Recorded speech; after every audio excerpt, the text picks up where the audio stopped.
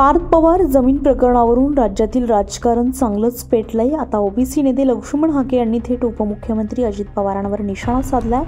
पार्थ पवार यांच्या जमीन प्रकरणातील गैरप्रकारानंतर राजकीय वातावरण चांगलंच तापलंय। ओबीसी नेते लक्ष्मण हाके यांनी उपमुख्यमंत्री अजित पवारांनी राजीनामा द्यावा अशी मागणी केली आहे। तर हाकेंचा आरोप आहे की अजित पवारांनी उपमुख्यमंत्री पदाचा राजीनामा द्यावा आणि अजित पवारांनी सत्तेचा दुरुपयोग केलाय, तसंच राजीनामा घेतला नाही तर महाराष्ट्रभर तीव्र आंदोलन छेडलं जाईल असा इशारा देखील त्यांनी दिलाय।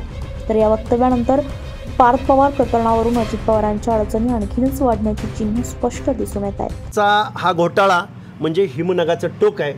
अजितदादा पवार म्हणजे सरळ सरळ महाराष्ट्राच्या तिजोरीवर दरोडा। अजितदादा पवारांच्या पोराची कंपनी आमेडा आणि तिने लावलाय महाराष्ट्रातल्या सगळ्या बहुजनांच्या योजनांची बेजबाबदार वक्तव्य करणाऱ्या अजितदादा पवारांची पोरं, एक जण दारूचा कारखाना चालवतो आणि दुसरा असले भूखंड घोटाळे करतो।